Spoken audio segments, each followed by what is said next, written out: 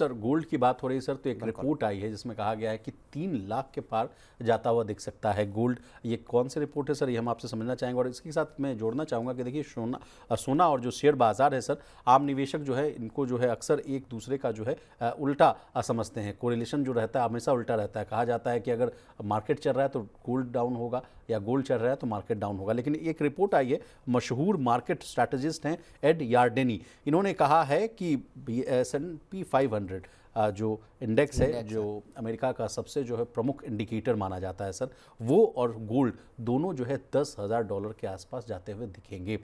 ये कौन सी रिपोर्ट है सर, और ये बड़ा चौंकाने वाला होता है क्योंकि देखिए मिडिल क्लास से जुड़ा हुआ सवाल होता है सर कि गोल्ड कहाँ जाकर रुकेगा, क्या गिरावट आएगी या नहीं आएगी, तो इस खबर को कैसे देखा जाए सर? नहीं, उन्होंने गोल्ड के यहाँ से डबल होने की बात कही है। S&P को लेके उन्होंने एक अनुमान दिया है कि उसमें भी तेज़ी की बात है।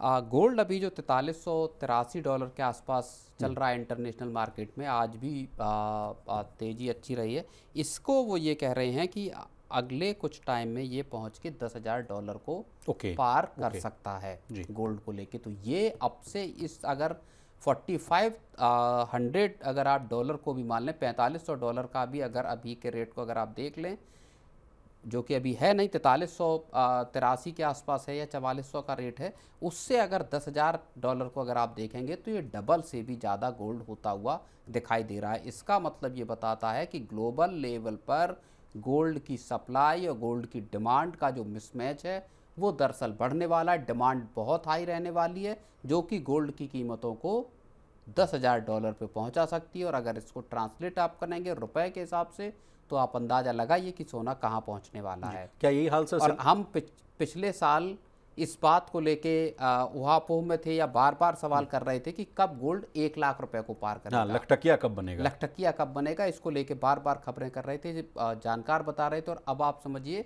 1,32,33,000 रुपए के आसपास गोल्ड 1 साल के भीतर पहुंच गया है। तो 1.5 लाख तो हो ही गए। तो ये एक बड़ा, जो सबसे बड़ा उलटफेर अगर किसी असेट क्लास ने किया है तो वो कमोडिटीज में गोल्ड और सिल्वर ने किया है। सिल्वर का भी बात अगर कर ले सर, $67 के आसपास है। और रॉबर्ट कियोसाकी साहब जो है, बिल्कुल, रॉबर्ट कियोसाकी साहब ने भी सिल्वर को लेके जो भविष्यवाणी की है वो भी बेहद चौंकाने वाली विशाल भविष्यवाणी। कुछ ऐड कर दीजिए सर। वो कह रहे हैं बिल्कुल कि 1 साल के भीतर सिल्वर जो है वो $200 के पार पहुंच जाएगा पर औंस पे।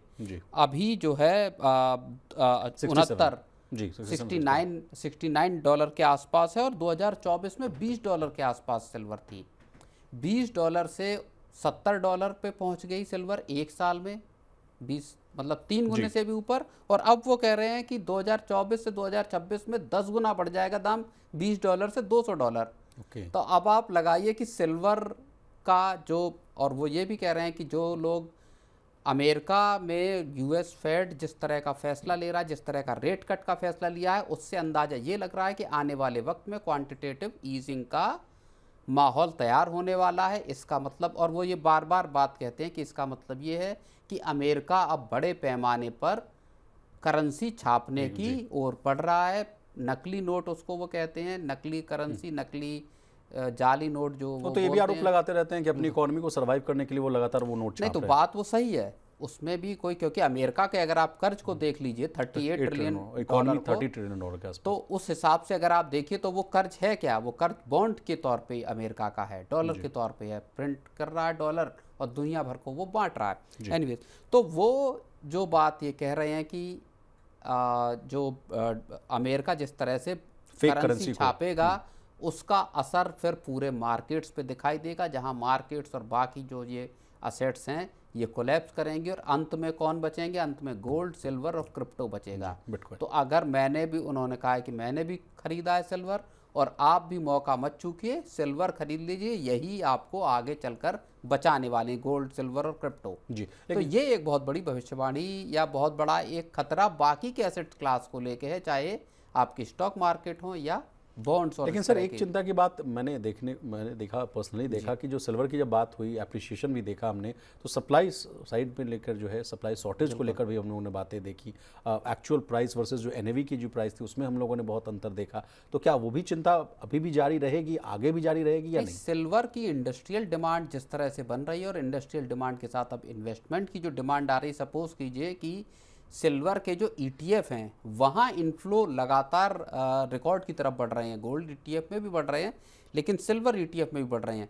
अब जब सिल्वर ईटीएफ में इन्वेस्टमेंट आ रहा है तो इसका मतलब यह है कि आपको अपने इसको अंडरलाइंग एसेट के तौर पे जो भी ईटीएफ में आप पैसा लगा रहे हैं उसको सिल्वर खरीदनी पड़ेगी। ओके और इस तरह से मार्केट में इंडस्ट्रियल डिमांड तो थी ही, जी चाहे बैटरीज हो, चाहे आपकी सेमीकंडक्टर हो या डिवाइसेस हों, जी हर जगह सिल्वर की डिमांड है। और उसके साथ जब इन्वेस्टमेंट डिमांड इतनी हाई होने लगी तो प्राइसेस का चढ़ना एक बड़ा जो मैं कहूँगा कि फैक्टर या तर्क माना जा सकता है।